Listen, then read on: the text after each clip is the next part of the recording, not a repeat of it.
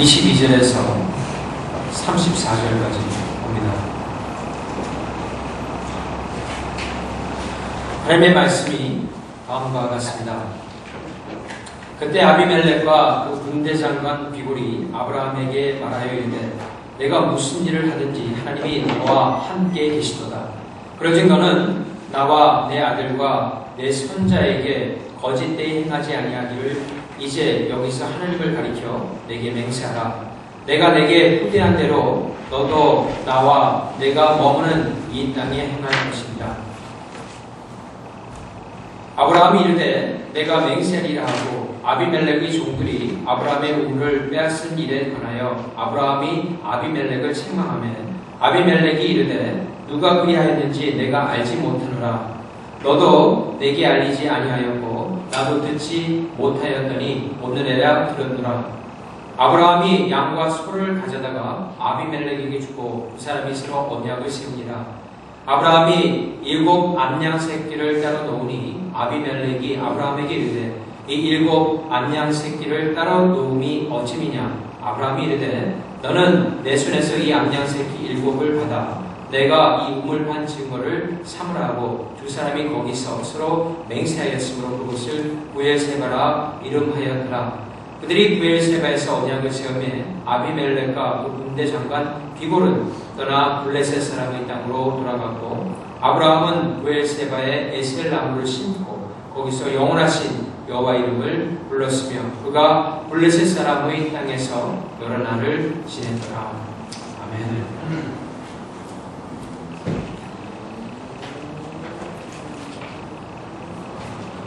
사람은 이 사람과 더불어서 살아야 합니다. 왜냐하면 하나님께서 처음에 아담을 지으신 다음에 아담이 혼자 있을 적에 그것이 보기 좋지 않으셨다라는 말씀하셨습니다.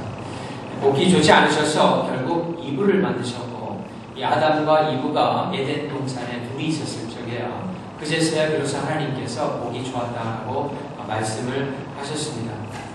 다시 말한다면 사람은 다른 사람과 더불어 사는 것이 이 하나님의 원리인 것을 나타내는 것입니다.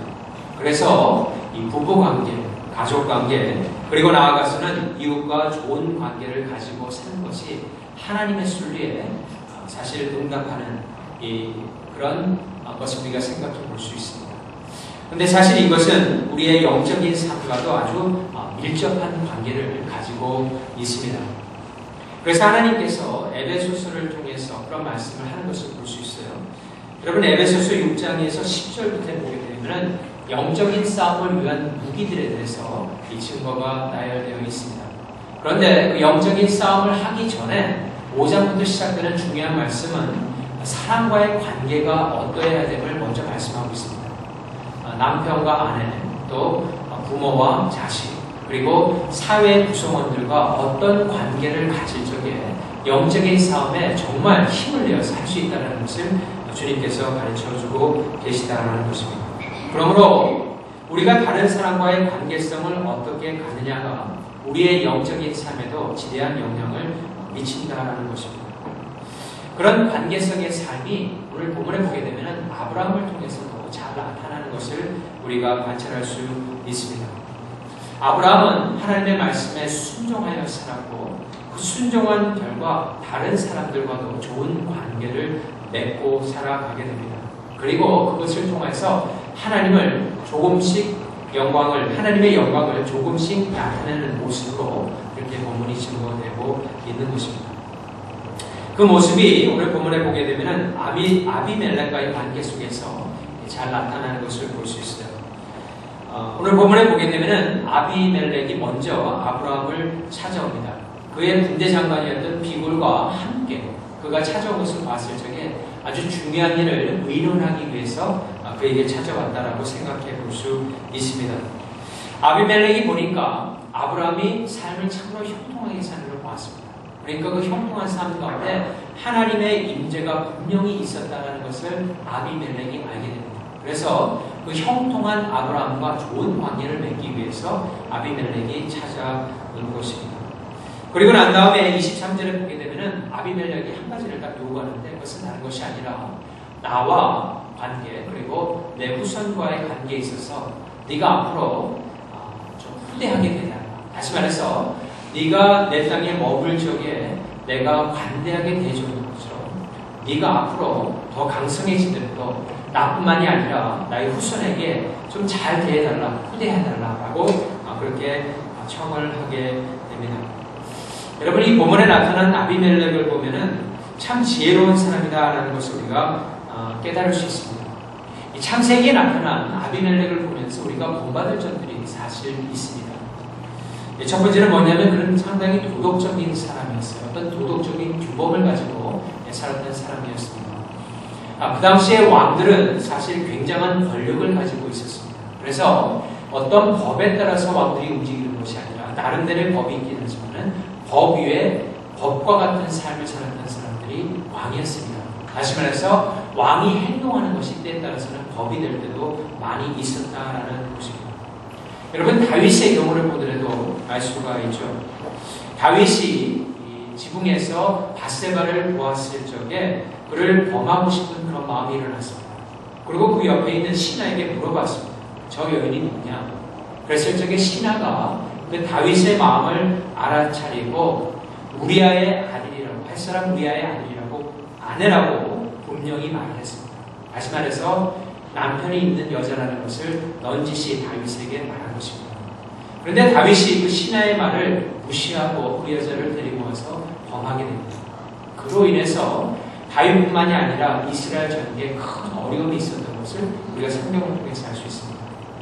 하나님을 잘 믿었던 다윗도 때에 따라서는 어떤 도덕적인 규범을 무시하면서 살았던 그런 룰을, 그런 죄를 범했는데 아비멜렉은 이 사라가 아브라함의 아내라는 사실을 알자마자 당장 아브라함에게 돌려보냈습니다.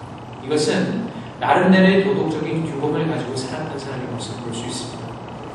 두 번째는 어떻습니까? 그는 하나님을 경외하는 사람이었습니다.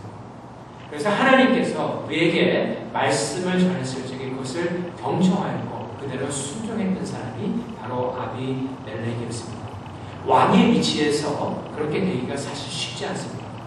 요즘 세상에서도 어느 정도의 스스로가 가진 것이 있다고 생각하면 하나님의 말씀을 듣는 것이 참 쉽지가 않습니다. 그런데 그 고대, 그리고 자신이 왕인데 그 왕으로서 하나님의 말씀을 경외한다는 것은 우리가 참 본받을 점이 있는 사람이라는 것이죠. 우리가 세상에 살면서 사실 기독교인들보다 비기독교인들을 더 많이 접하고 삽니다. 우리가 직장을 가든 아니면은 마켓을 가든 주변에 있는 사람들이 크리스천보다는 난 크리스천들이 참 많이 있습니다. 그런데 그 사람들 가운데 이 아비멜렉과 같은 사람들도 있다라는 것입니다. 자기가 속한 사회 가운데 조금 공헌을 하면서 그 사회에 보탬이 되고자 하는 마음을 가지고 사는 사람들이 있습니다. 또 예수님을 모르지만 나름대로 미지의 신을 생각하면서 그 신의 어떤 최소한 사람의 도리를 하면서 살고자 하는 사람들도 분명히 있다는 것입니다. 우리는 그들에게 하나님을 증거할 수 있는 좋은 통로가 된다는 사실을 우리가 늘 생각하면서 사는 것이 참 중요합니다. 여러분, 이 하나님께서 계신다라고 하는 이 존재만을 증거하는 그런 것이 참으로 중요한 세대 가운데 우리가 지금 살고 있습니다. 제 생각으로는 일반인들에게는 그렇게 큰 영향을 주지 않더라도 최소한도 과학을 하는 사람들에게 큰 영향을 주는 스티븐 호킹스라는 사람이 있습니다. 이 사람은 몸을 잘 움직이지 못하지만은 여러 가지 컴퓨터 작용을 통해서 자신의 의사 전달을 하면서 우주의 비밀 그리고 물리학에 있어서 놀라운 그런 새로운 지평선을 여는 원리들을 낸 사람이었습니다. 이분이 전에는 신의 존재에 대해서 정확하게 얘기를 안 하고 어떤 경우에는 신이 존재할 수도 있다는 그런 생각을 비치다가 아주 최근에 지난 금요일 날 어떤 한 시사 주간지를 통하여서 상당히 저명한 그런 시사 주간지를 통하여서 이 세상에 우주에 어디에도 신은 존재하지 않는다라는 그런 발표를 했습니다. 나름대로 신앙이죠. 다시 말한다면 그의 주장은 과학이 발전하게 되면 결국 신이 없다는 사실을 인간은 분명히 증명할 수 있게 될 것이다라고 아주 강한 의지적인 그런 말을 남겼습니다. 자신이 무신론자인 것을 공개적으로 밝힌 것이죠. 스티븐 호킹의 말은 사실 일반 사람들에게도 나중에 가서는 영향을 미치겠지만 과학 분야나 이 엔지니어링 분야에 있는 사람들에게는 많은 영향을 주게 되고 또 결국 그런 사람들이 움직이는 많은 세계 가운데서 우리가 살다 보면 우리도 영향을 받을 수 있다라는 것입니다. 근데 중요한 것은 과학자들이 사실은 신이 있다 없다 이런 과학적인 증거가 있다 없다라고 하지만은 사실 그것은 하나님의 존재를 밝히고 안 밝힐 수 있는 근거가 되지를 못합니다. 한 가지 예를 들자면은 이런 것들이 있습니다. 이 빛의 속도가 굉장히 빠른데 빛이 1초에 지구를 7바퀴 반을 돕니다. 굉장한 속도입니다.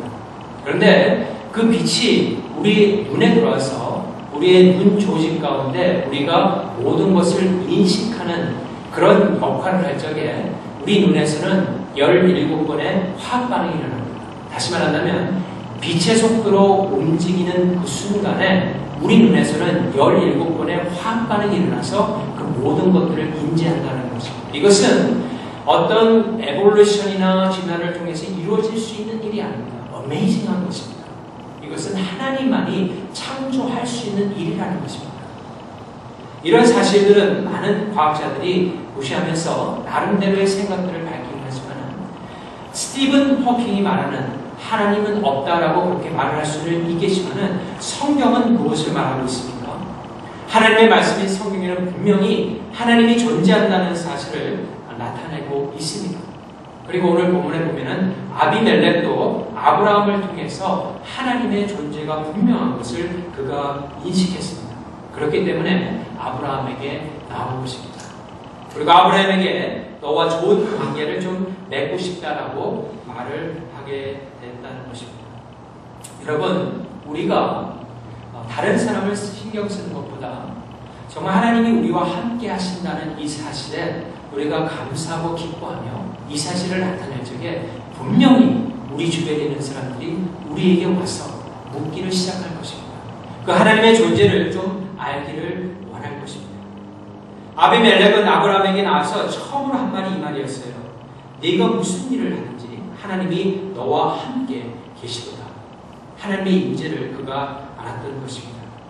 그리고 난 다음에 하나님의 인자함을 느끼면서 아브라함과 좋은 관계를 맺을 뿐만 아니라 너를 보호하시고 인도하시는 그 하나님과도 내가 좀 좋은 관계를 맺었으면 좋겠다라고 말한 것이죠. 여러분, 하나님께서 우리와 함께 하시는 것이 우리에게 있어서는 큰 힘이요 자원이 되는 것입니다. 예수님께서 승천하시면서 우리에게 한 가지 약속을 주고 가셨는데 그 약속은 이것이에요. 교회 가운데 예수께서 세상 끝날까지 함께 하실 것을 딱 약속하고 가셨습니다. 절대로 어떤 경우에라도 우리를 떠나지 않을 것을 예수께서는 우리에게 약속해 주셨다라는 것입니다. 우리가 하나님께서 우리와 함께 하신다는 사실을 믿음으로 말미암아 이 세상에 있는 것들을 볼 적에 우리의 시각이 변해질 수밖에 없습니다. 그런 역사가 성경 가운데는 참 많이 있는데 그런 사람 중에 하나가 엘리사의 사환이었던 사람이었습니다. 엘리사라는 사람은 이 북이스라엘, 이스라엘이 둘로 갈라진 다음에 북쪽에 있는 이스라엘의 이 선지자 역할을 했던 사람입니다. 엘리야 다음으로 왔던 그런 선지자죠. 그 당시에 북이스라엘을 호시탐탐 노리던 나라가 있었는데 더 북쪽에 위치하는 아람이라는 국가가 있었습니다. 그래서 이 아람이라는 국가가 북이스라엘을 종속국으로 삼거나 아니면 정복하기 위해서 생각하는 것이 이스라엘의 왕이 성을 나왔을 적에 기습 공격을 해서 그 왕을 사로잡음으로 말미암아 이 나라를 우리가 정복해야 되겠다는 어떤 계획을 세우게 됩니다. 그리고 이스라엘 왕이 나왔다는 기회를 받으면 기습 공격을 하려고 그러는데 문제는 항상 어떻게 이스라엘 왕이 그 기습 공격을 먼저 알아차리고 성으로 먼저 들어가 있거나 아니면 다른 길을 택해서 간다는 사실이었습니다. 이 사실이 어떻게 된 것을 아브라함 왕이 신하들과 의논하는 가운데 이 북이스라엘에 엘리사가 있는데 그는 하나님의 사람으로 하나님께서 그에게 먼저 가르쳐 주시기 때문에 그의 가르침을 받아서 이스라엘 왕이 피함으로 말미암아 우리가 이스라엘 왕을 정말 잡으려면은 먼저 엘리사를 잡은 다음에 잡는 것이 옳다라는 결론을 내게 됩니다. 그래서 이 아람 왕이 큰 군대를 이스라엘 그 선지자였던 이 엘리사가 사는 도단이라고 하는 성읍으로 보내게 됩니다. 아침에 사환이 그 성읍에 있는 사환이 엘리사를 돕는 사환이 일어나서 보니까 아람의 군대가 첩첩이 성읍을 둘러싸고 있는 것입니다. 그때 이 사환이 깜짝 놀랐고 공포에 질려버렸습니다. 그리고 엘리사에게 달려갔을 적에 엘리사가 그 사환을 향하여서 이렇게 말을 합니다. 뭐라고 말을 하냐면 하나님께 그를 위해서 기도하는데 하나님, 이 사람의 눈이 열려서 우리가 함께하는 사람들이, 우리와 함께하는 자들이 저쪽보다 더 많은 것을 좀 알게 해주십시오 하고 간절히 기도합니다. 기도가 끝나자마자 사환의 눈이 열리고 보니까 도단의 산을 하늘의 불병거와 불마가 완전히 들면서 엘리사를 보호하고 있는 것을 이 사환이 보게 됩니다. 그 순간부터 마음의 평온을 얻었다라는 그런 성경의 사건이 기록되어 있습니다. 여러분, 우리도 하나님께서 우리와 함께 하신다라고 하는 그 믿음을 가질 적에 우리 가운데 정말 큰 평안이 임하게 되는 것입니다. 아브라함은 하나님께서 그와 함께 계심을 알 뿐 아니라 최근에 오래전전에 하나님께서 약속하신 그 약속을 들어주신 이삭을 얻음으로 말미암아 그의 신앙이 더욱더 강해집니다. 그러니까 우리가 아브라함을 통해서 계속해서 보는 것은 무엇이냐면 어느 날 갑자기 신앙이 시작되긴 했지만 그 신앙이 점차적으로 하나님과의 인터랙션 그리고 삶 속에서의 여러 가지 일들을 하나님의 방법으로 때에 따라서는 자신의 방법으로 하다가 그것이 틀렸다는 것을 깨닫고 다시 하나님의 방법으로 하는 이런 트라이얼을 통하여서 이런 믿음의 연단을 통하여서 그의 신앙이 강해지는 것을 보았습니다. 오늘에 와서는 그의 신앙의 모습이 완전히 달라집니다. 그래서 그가 그랄 땅에 처음 들어왔을 적에는 왕도 두려워하고 백성들도 두려워하지만 이제는 하나님이 함께 하시고 하나님의 뜻에 자신이 순종한 것에 감사하여서 이 아비멜렉에게 어떻게 보면 상당히 정정당당하게 아주 담대함으로 그에게 대하는 것을 볼 수 있습니다. 담대함으로 무슨 말을 하기 시작합니까? 그 말은 다른 것이 아니라 이 땅에 와서 자신이 우물을 팠는데 그 우물을 아비멜렉의 종들이 빼앗아 갔다라는 사실을 밝히게 됩니다. 그러니까 이것이 부당한 사실이었죠. 근데 부당한 사실을 알고는 있었지만은 전에는 마음에 이것을 아비멜렉 왕에게 말하는 것이 이렇게 허락이 잘 안 됐어요. 하지만 하나님께서 믿음을 주고 담대함을 주니까 그와 그런 이야기를 서로 할 수 있게 되고 그 문제에 관해서 논의하게 되고 나아가서는 언약을 서로 맺자라는 그 언약의 체결까지 가는 것을 볼 수 있습니다. 여러분, 우리가 이 하나님을 믿고 의지하게 되면 이 담대함이 생기게 됩니다. 이 담대함은 세상이 주는 담대함하고는 다릅니다. 그래서 하나님께서 함께 하심으로 오는 그 담대함은 환경의 변화가 있지만은 때에 따라서는 우리의 담대함도 좀 흔들리긴 하지만은 하나님께서 주심으로 말미암아 정말 성경에서 말하는 평온과 담대함을 우리가 가질 수 있다는 것입니다. 하나님께서 원하시는 것은 이런 담대함으로 변하는 신앙의 모습을 원한다는 것입니다. 성경에 그런 인물들이 많이 나오고 있습니다. 그 중에 하나가 또 베드로죠. 여러분, 복음서에 보게 되면은 베드로가 예수님께서 십자가상에 달릴 적에 어떻게 보면 제일 처음으로 도망을 갑니다. 정말 자신의 목숨을 위해서 정말 주님을 위해서 다 따를 것 같은 그런 담대함이 그에게 있었습니다. 얼마나 혈기가 정말 있었습니다. 그래서 예수님을 잡으려고 그러니까 자신의 칼을 꺼내서 말고의 길을 꽉 자르는 그런 혈기가 그에게 있었습니다. 하지만 예수님께서 십자가상에 달리는 것을 보자마자 무서워서 도망을 갔던 사람이 베드로입니다. 그런데 성령께서 이 땅에 오시고 그의 삶에 놀라운 변화가 일어납니다. 예루살렘 교회에 핍박이 있었어요. 그래서 사도 요한의 동생이었던 형이었던 야고보가 순교를 당했을 적에 그때 베드로도 끌려가게 됩니다. 옥에 갇히게 돼요. 옥에 갇혀서 언제 죽임을 당할지 모르는 그런 위급한 상황에 이르게 됩니다.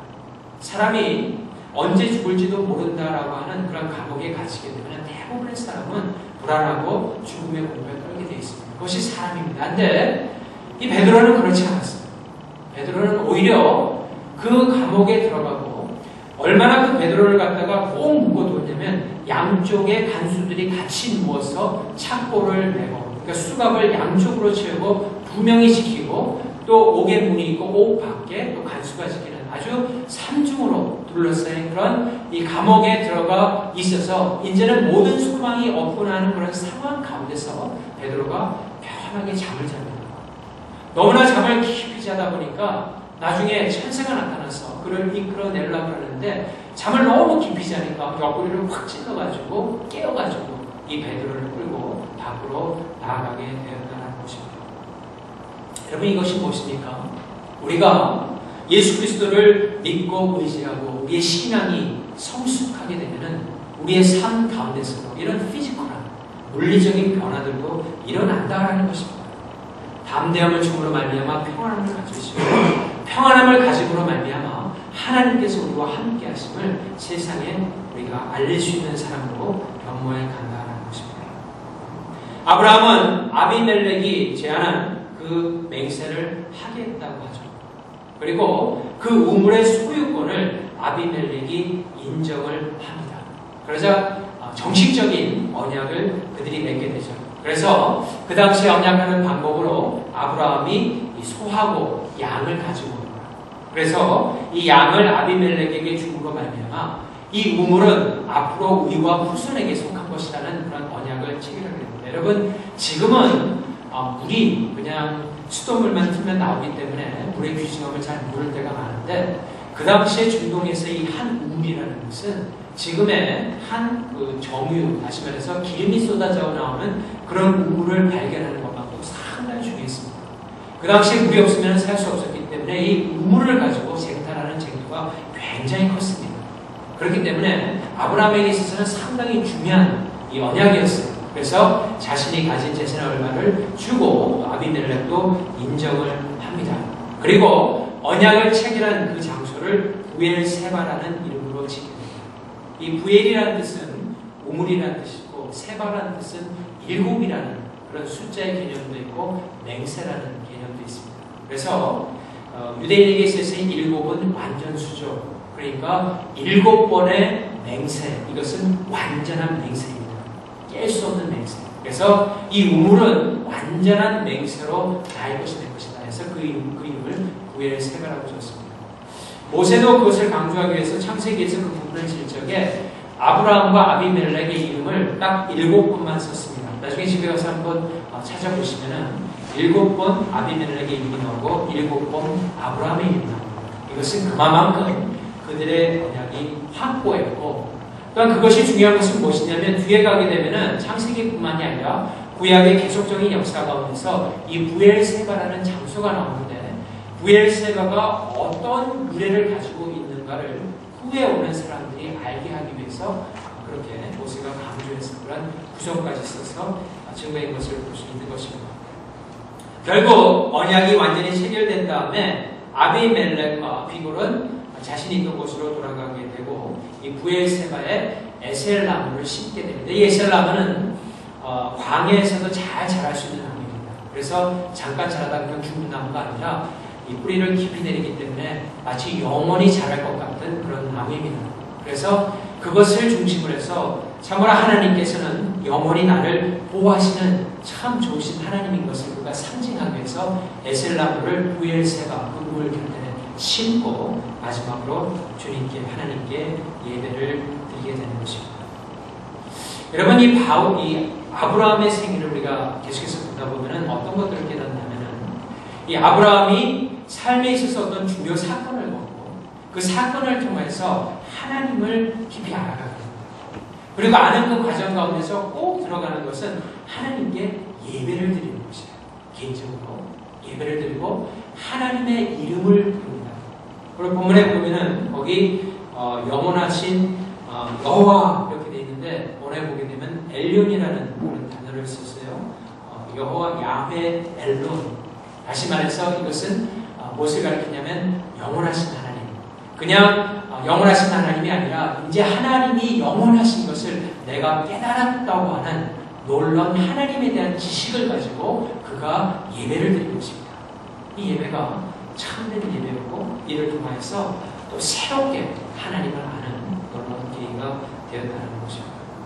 사랑하는 성도 여러분, 우리도 우리의 매일매일의 삶 가운데 때에 따라서는 우리의 인생의 계절에 따른 그런 삶 가운데서 여러 가지 사건들을 만날 때가 있습니다. 하나님께서는 그런 사건을 통해서 우리에게 주시고자 하는 것은 그 사건만을 모면하는 것이 아니라 그것을 통해서 하나님이 누구이신가를 정말 알기를 원하시는 것입니다. 그래서 우리가 알기 시작할 적에 우리의 기도와 우리의 예배는 더욱더 진실되며 하나님께 나아가는 그런 예배로 변모하게 된다는 것입니다. 그리고 새로운 마음을 갖게 하시고 예배를 통하여 새로운 시작을 할 수 있는 그런 힘을 우리에게 부여해 주신다는 것입니다. 그런 예화들이 성경 내뿐만이 아니라 성경 외에도 참 많이 있습니다. 예배를 통하여서 갑자기 붐이 일어난다든가, 예배를 통하여서 한 사람, 한 이 마을의 변화가 일어나는 그런 역사들이 사실 미국 초기 때도 많이 있었고, 유럽에서는 2차 대전 다음에 1차 대전이나 2차 대전 다음에 일어나는 그런 사건들이 있습니다. 전쟁의 장본이었던 그 독일의 한 그 나라가 여러분 아시겠지만 전쟁 후에 완전히 폐허가 되어버렸죠. 도저히 다시 살아날 수 없는 그런 나라로 변모했습니다. 동서가 갈라지는 아픔을 그들이 겪어야 됐습니다. 그러다 보니까 집이 없어서 많은 사람들이 집단 생활을 하고 있었어요. 그런데 이 콜로네라는 그런 한 마을에 아주 오래된 그 예배당이, 교회당이 있었습니다. 근데 그 교회당 자체가 너무나 사람들이 그동안 교회 예배를 드리지 않아가지고 아주 그 허름해지고 창문도 다 깨지고 그 다음에 이 지붕에도 물이 새고 사람들이 안 오니까 아주 폐허가 된 그런 상태로 될 수 있었습니다. 그런데 그 마을에 한 사람이 그 교회 예배당에 가서 이렇게 역사를 보니까 이 예배당이 700년에 가까운 역사를 가지고 있는 것입니다. 그래서 이 사람이 착안을 한 것입니다. 우리가 다음 주일 돌아오는 주일에 700년 주년, 700주년 기념 예배를 한번 드리자라고 이렇게 서제스를 한 것입니다.